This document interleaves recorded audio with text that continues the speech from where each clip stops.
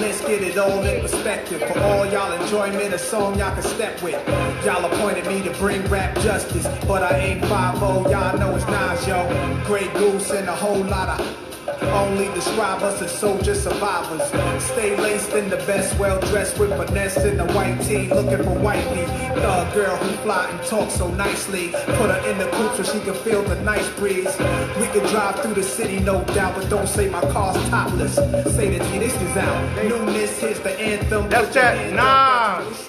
Count your loot with that 90s music. Stick in your new crib, same hand. Rap is the rock. Swing around like you stupid. King of the town. Nas. I'm gonna play that joker to the hook and I'm gonna turn this thing off. Through the Smurf, through the wop, baseball bat. Rooftop like we bringing 88 back. They shoot. Oh, major look. You a slave to a page in my rhyme book. Getting big money. Alex, come on, man, what's that? Where them gangsters, where them dimes at? They shoot. Oh, major look. You a slave to a page in my rhyme. Hey folks, that was that Nas, man. I don't make the music, I just play the music, baby. And we here with Alex, who has got a new weave on her head today. It is, what is that thing on your head, young lady? It's an M. That's an M. Is that a mom hat? No, it's Is that a MAGA hat? Not really. What kind of hat is that? It stands for the Michigan State. Is that a manure hat? I mean, they play like manure half the time, so who knows? But Well, folks, our defense is back, I guess. this is a football show. Again, this is Byron Cohen. That's my government name. But on here, I'm known as the Chocolate Jefe, folks. And we're here with the beautiful Miss Alex Pearson. As a reminder, we call her AP. So what do you want to say? No. She is the daughter of Renato Pearson, my Mexican and black brother, and his beautiful wife, Kenya.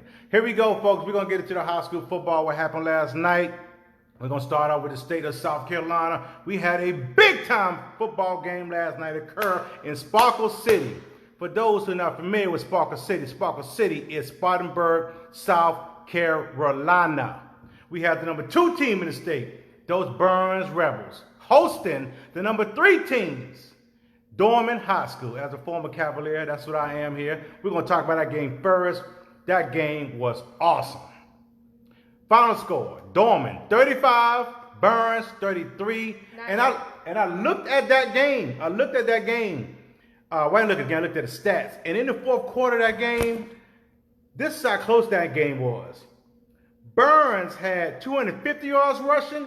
Dorman had 246 yards rushing. Burns had 167 yards passing. Dorman had 163 yards passing. Total yards, 410 yards for Dorman, 418 yards for Burns. That's how close this game is, folks. But at the end, the cream rises to the top, and that was the Dorman Cavaliers. That's number 1. Number 2, you had the defending state champion, the standard of high school football in South Carolina. That is those Dutch Folk team, and they hosted 6-1 Lexington, and they put the smackdown on Lexington last night. Dutch Folk won 43-7 over Lexington. So that's what Burns and Dorman are trying to compete against, Dutch Folk. So I think Dorman, you might be ready. Burns, we'll see what's up too. And our last game of the week, you had number 7, Clover. They went to Rock Hill, who were number 13 and 5-2, and Clover put the beat down on Rock Hill.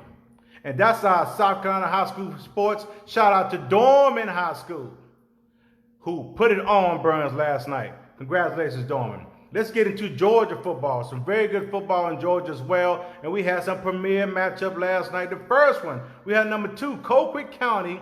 They went on the road to Camden County. Camden was undefeated at 7-0. Colquitt lost 1. And they won 34-17 in Camden. That's impressive. Very impressive. Then we had another big-time matchup in my backyard in Cobb County. You had 6-0 McEachin at number 3, Marietta. Marietta's been on ESPN all year long, but that didn't help them last night. It was a freaking awesome football game. McEachin stays undefeated. They won 14-12, and they stopped Marietta on a 2-point conversion at the end of the game to win that game. And the last game, it was on television here. It was numbers 12, Sandy Creek 6-0 at number 25, which I'm kind of surprised. Cartersville 7-0. Cartersville won 52-42 in a shootout. I don't know if 25 is right for Cartersville, because them boys are always good every year. That is the home of Clemson quarterback Trevor Lawrence. You have anything to say about? Oh, you go to school at Hallelujah, Holy Innocents. I do. So, how's your football team there? Shockingly, we don't suck this year. So we actually beat the previous champion of our division of our conference and won a private. Elka, Eagles Landing, we're currently undefeated going into the bye week, so hopefully we can keep this up. I totally trash talked our football defensive coordinator last year, talking about how trash his football team was, and apparently he took it as motivation, and now they're actually good at football. So See, good folks, on him.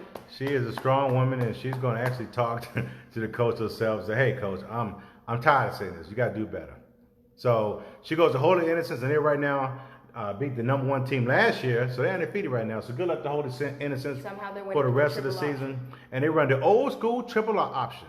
Y'all know about that. Jamil Holloway, Oklahoma, Clemson back in the days. That was the premier offensive scheme now before they spread you out like they do these nowadays. So let's get into our Power 4. Do you want to start, or you want me to start? You can go ahead and go first. Okay, thank you. Thank you, Alex. She's such a lady. My number 4 team is Oklahoma. I'm going in reverse order. Number 4, Oklahoma. And why don't the experts talk about how weak Oklahoma's schedule is? I mean, it's very weak. Texas is their toughest team they play this year. They're quick to blast Clemson. We'll talk about it later. Number 3, welcome to Jefe's top 4. We got LSU. Toughest schedule thus far of my top 4 teams. They might be a problem in SEC West. And that was for you Alabama fans.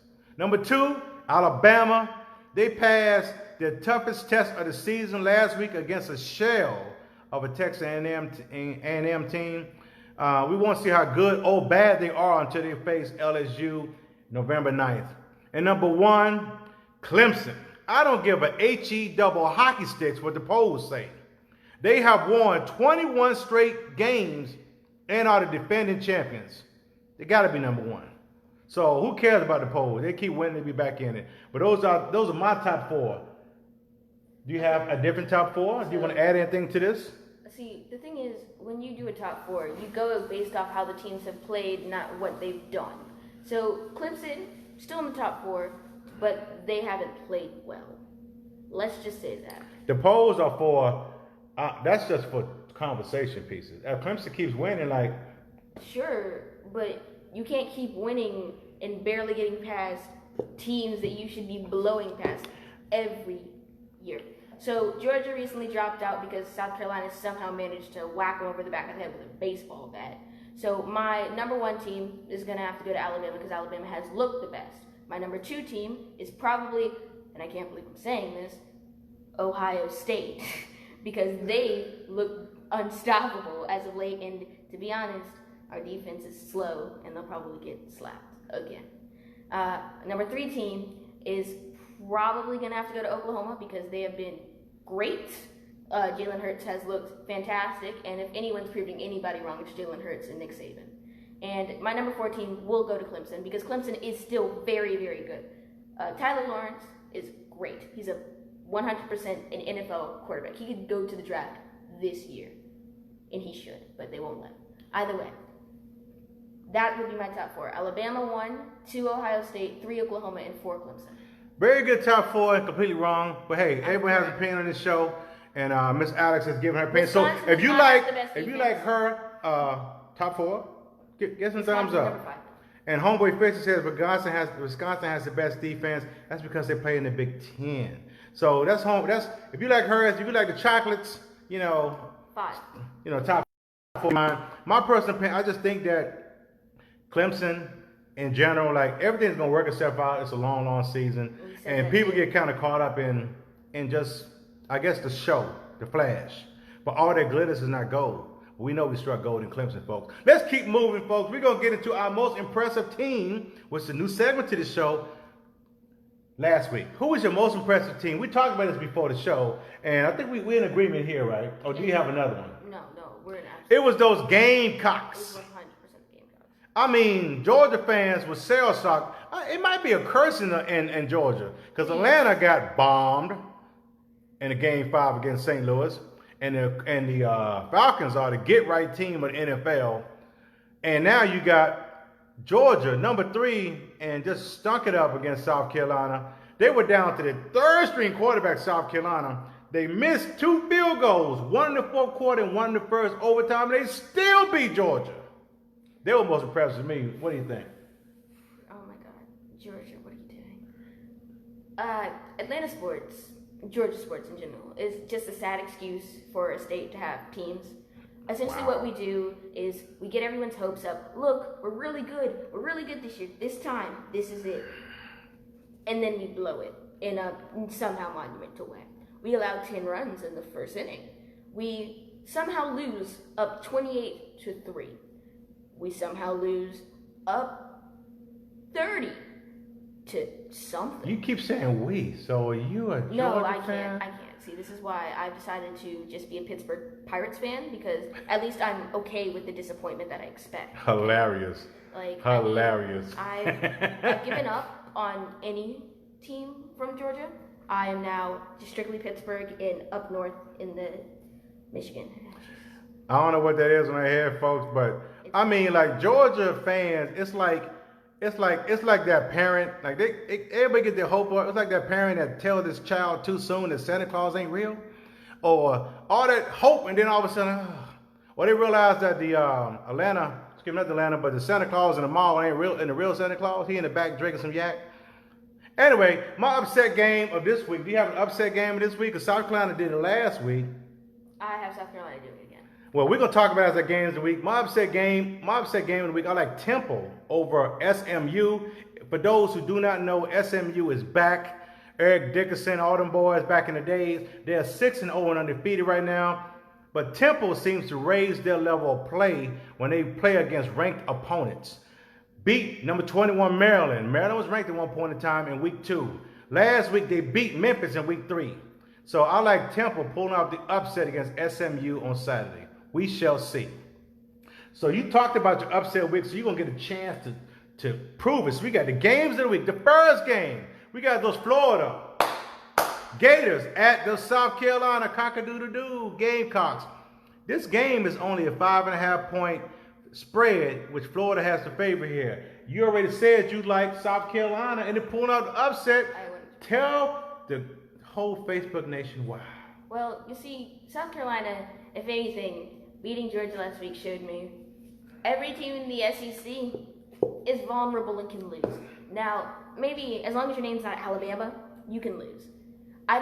South Carolina coming off this big win where they're feeling really high on themselves, and if they get Ryan Hinsky back, I will 100% believe South Carolina can take this one. So Ryan Hinsky is the second string quarterback, got knocked out. Okay. Ryan Hinsky is better than whoever they had starting. What was it, Bentley? Bentley. Never put him back in the football game ever again. I feel like he was like the coach's kid whose dad was coaching the football team. He was like, all right, son, here you go. You're going to go out and play football again. And everyone just kept seeing him make mistake after mistake after mistake after mistake in a completely winnable North Carolina game that he somehow threw 3 interceptions in and let them win.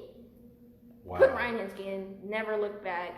Bentley, it was a great run, but you're done.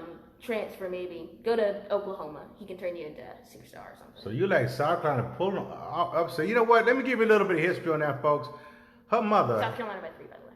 you know, the beautiful Miss King Savage, she loves South Carolina. That's her team. And her, you know, her family's from Columbia, so she's kind of biased to South Carolina and that rash on her head, Michigan. The Jefe likes Florida, and let me tell you why. College football is a very emotional sport, very emotional. And I think South Carolina left it on the field last week. I think they did. I think that, she's speaking the truth. I think that Florida, you know, if you saw them play the last 2 games, they played against Auburn, they beat Auburn, they lost against LSU, but they were right in that football game until their defensive ends got hurt. I like Florida's overall talent. I think it's better than South Carolina. I think the Gamecocks get their wings clipped this week. I like Florida by 14. Florida by 14. Now we're going to get into, we're going to go out west. Number 17, Arizona State. Coach Herm Edwards. You remember him. He used to coach for the Jets. At number 13, Utah. Utah, 13.5 point favorites. Who do you like? Give me Arizona State. Arizona State has done this over and over and over and over again. We always say we put them as the underdog, and somehow they're 8-3 as an underdog against ranked opponents. Give me Herm Edwards and Arizona State every day of the week. Utah, I like their offense, but they're a bit overrated in my opinion. All right. See, folks, we are not seeing eye to eye right now. And because the Jefe likes Utah. Let me tell you why. They were supposed to be, this year was supposed to be the year that the Pac-12 gets a team into the college football playoffs. And that team was supposed to be Utah. They're number 13 right now, so they still got a slight chance on making it. And they are a different team when running back Zach Moss is in the lineup. Last week he had 2 touchdowns, 1 for 91 yards. But to your point, win or lose, Arizona State will fight to the end. Their coach, Herm Edwards, and their quarterback, Jaden Daniels, have the 5-1 Sun Devils in contention for a Pac-12 title. If you haven't seen him play, he is a dynamic quarterback, so you might want to check out this game. But too bad it's going to be a losing effort. I like Utah by 10. Utah by 10. And our last game, as you can see her saying, dear God, this is those, and this goes out to Dante White, Michigan fan. This goes out to Ronaldo Pearson, Michigan fan, and mix Alex Pearson. Don't turn the hat backwards now. Turn the hat forward. Be proud of what you got on your head. She's a Michigan fan too. Here we go. Number 16, Michigan at number 7, Penn State. Penn State are 9-point favorites at home.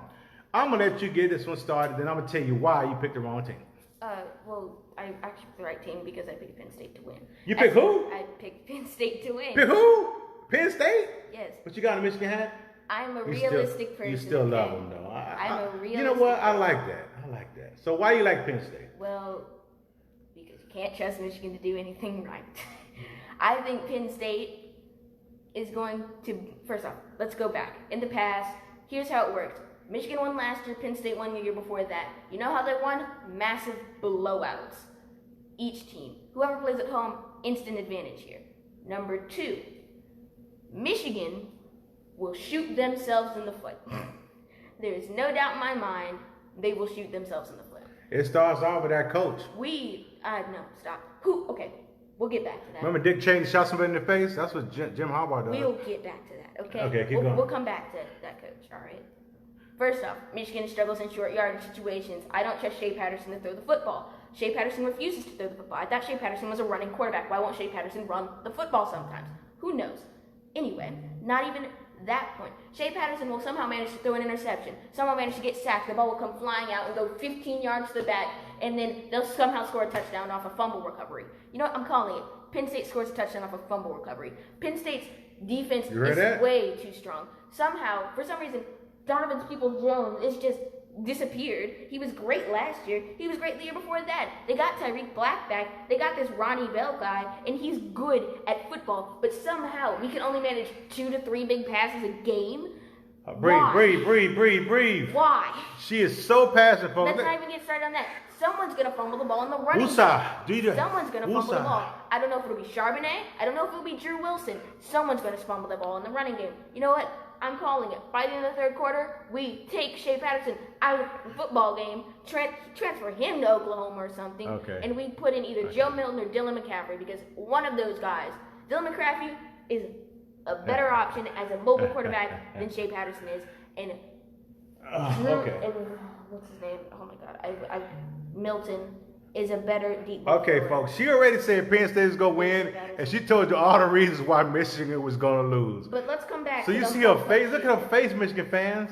Look at this child. Look at this kid. Look at this young lady right now. Look what you do to your fans. Look how emotional she is. She's very passionate. So I'm going to let her breathe a little bit. I was going to tell you my pick. I like Penn State. This is our first game we agreed upon right now. And let me tell you why. 2 weeks ago, Michigan showed some life and, more importantly, some heart against Iowa. They came out and played well. But it comes a bigger test. It's okay. And they got to go on the road to the whiteout game in Penn State. I can honestly say that I know nothing about whiteouts. As you can see from this beautiful chocolate pigment, my people are from the equator. So I just know about warm weather, warm planet. But I've seen whiteouts on TV, Animal Channel, and in movies. In order to cut through the blizzard, you need a strong leader with the inner light in him. It worked for Rudolph, but he had Santa. But Michigan has no Rudolph, and Harbaugh dang sure ain't Santa. I like Penn State rolling about 14 points on this one. 14 points. So, honey, wear your hat proud. come back to your whole coaching statement. Look, as good as Michigan is, or as good. I'm gonna give you one more minute to vent about Michigan because guess what? We don't care. We sadly can't fire John Harbaugh because there's no better option at all. Because who else are we gonna hire? We're not gonna hire some random guy in the middle of the nowhere for no. Think about it. You just Michigan and the Jefe run on the field. It'd be so cool. We'll come out like the remember the Titans. My question is, what offensive scheme would you run? Because Offensive scheme I run, the one that works. That's what I do. I'll put the best player here, and that's called. That's a secret. Hire me and I'll show you. Would you do a pro style scheme? Would you do a spread? In the Big Ten, would you run the triple option? It's all about your athletes. But check this out, folks. Those are games that we're going to get to our HBCU football game of the week. It's a big time football game this week. Now, you got the number one MEAC team, North Carolina A&T, number one HBCU versus number 4, FAM. Attention. Shout out to the Aggies in my life. That's my wife, Dee. That's my daughter, Maya. And shout out to my brother-in-law, former member of the March of 100, Dwayne, formerly known as Mad Dog Black. And he is a proud FAM graduate. It's a house divided today. So, do you want me to just talk about this? Because what's going on is that breaking news now, the game will not be played today. It's been switched to Sunday due to the tropical storm Nestor. So, more importantly, you guys, you Rattlers out there and you Aggies traveling, you guys be safe. Be safe as the weather's coming through because when storms come through like that, they bring tornadoes and all type of craziness.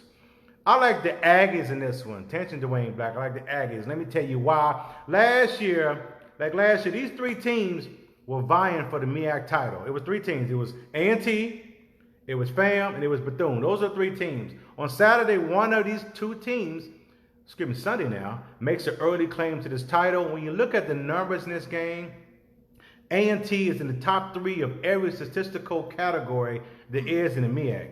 But FAM is right there too. They're ranked in the top 5. So key matchup number 1. Can A&T stop FAM's passing attack? They went to South Carolina State last week and shredded them for 317 yards.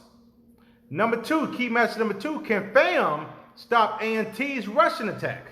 A&T averages almost 250 yards a game running the football. So this is about as even odds as you get in the MEAC. So I think the game will be decided by 2 things, penalties and turnovers. For the season, their turnovers are almost even. FAM has a little bit more interceptions and fumble recoveries, but A&T gets after that quarterback. So and also A&T is a more disciplined team. They have less penalties. So the more I look at the matchups in this game, man, I really want to be there, to tell you the truth. And I gotta pick a winner. So I'm gonna go with a revenge factor. Last year, FAM went to A&T, beat them. I like A&T returning favor this time. Also, with all of the rain from Tropical Storm Nestor, A&T is gonna run the football. So I'm expecting that to be the difference in the game. I like A&T by 7. Do you have any opinion on that one? All right, listen to the facts you just brought up. You said A&T gets after the quarterback? A&T is a better side. Yeah, okay, they got the quarterback. Then give me that one. Because if any team, step 1, what you want to do when you're building a football team. 1, you want to get a quarterback. 2, you want to get someone to protect them. And 3, you want to get someone on the other side to get the other team's quarterback. Hold on, let me record that so I can send it to Jim Harbaugh. Hold on. Say that again. Okay, so you like A&T because they get out the team quarterback. Exactly. Okay. Because especially if that team is based off their passing attack, if they can't stand back there and throw, then you can't really. And that's FAM. I saw FAM play against Southern earlier this year. Fantastic football game. They got a good football team. I just think that they have met their match this week. It's going to be a good game. Sorry, Black, and congrats, baby. Congrats early. But here we go. Let's get into our topic of the week. And this is our last segment of the show here. Our topic of the week is, if you can name a college football coach, like who's the best college football coach that's not named Nick Saban or Dabo Sweeney in Clemson? So who do you like as a top football coach? Do not say Jim Harbaugh. Or you will no longer be invited. Even though you're brilliant, you're smart, you know football, if you say Jim Harbaugh, you can't come back on the show. Okay, I was going to joke. We're going to, say him. I was jokingly going to say Jim Harbaugh, but I don't believe it to be true. The best coach not named Dabo or Saban, his name is Lincoln Riley. Please come coach the Pittsburgh Steelers. Be an offensive coordinator for us. You can take Ryan Fichtner's job. You're great. Anyone who goes to you suddenly turns into Heisman Trophy winner, whatever you want to put after the name. Kyler Murray didn't play football for I don't know how long. He played football for 1 year, and all of a sudden he's a Heisman Trophy winner. And number 1 draft pick, right? Number 1 overall, playing actually decently in the NFL. He's doing a good job. He's a very small. I didn't think that he would be successful, but I thought he was too small. But he's balling. Yeah, I thought he should play baseball. Baker Mayfield has unraveled, but he hasn't been with you. He was a high draft pick as well. He was number 1.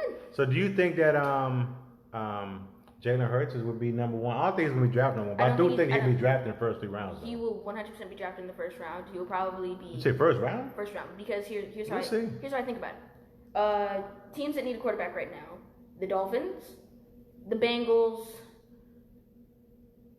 the Denver, Pittsburgh. We don't need a quarterback actually. Big Ben is made out of iron. He can't hold up any longer. He's old. He's like the old Terminator. We just need him for 1 more year. We just need him to be slightly better than the game manager for 1 more year if our defense keeps improving at the rate it is. Okay. Thank you, please. But I do like Lincoln Riley as a one of the better coaches outside of Dabo and saying, because you're right, he does. He has a great offensive mind. He does turn quarterbacks. He makes them even better. Next Sean McVay. I got 2 though. My 2 are in the Big Ten. Surprisingly, I like Paul Chris for Wisconsin, and I like Penn State's James Franklin. At the beginning of the season, these teams are not typically talked about, but by the end of the season, they either have a chance at the Big Ten title, or they can spoil someone else's chances. They don't, I guess these guys are known to recruit very well, and they recruit very well at running back, man. Oh, yeah. These 2 teams always got good running backs, and they got a really good coach. And the thing I can tell, and this is, to me, a good indication of how well you coach a team, is how hard they play for you.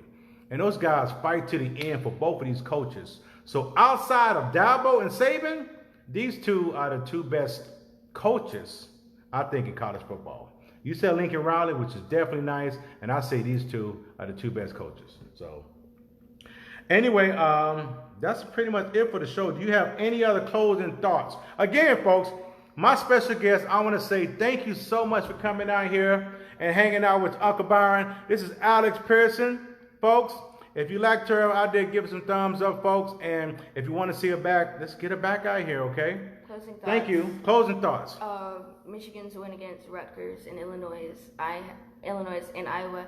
I have to sadly admit and be truthful that I have my veins flowing full of false hope that we can somehow still make it to the playoff. We're not going to, but I'm filled with false hope. Penn State, please don't ruin it for me. I know you will, but please don't. Penn State, please don't ruin it for you. Filling with false hope. Flowing. Folks, you heard her here, folks. She out in Michigan. She's a fan here. I'm a Clemson fan. Go ahead and take care of Louisville today. Hey, people, remember, go do something fun. See the talent out here with our young people? Very talented, beautiful. Reach out there, hang out. Get the talent in here, folks. Thank you for tuning in. Ooh, now one young, don't be I got 2 bad, don't be rubbing my feet. I got 3 young, tell them what's up the heat. Deuces, chocolate, and okay, put your hands up, just a anthem, smiling cause I'm young, rich, black, and handsome. Not to mention wealthy.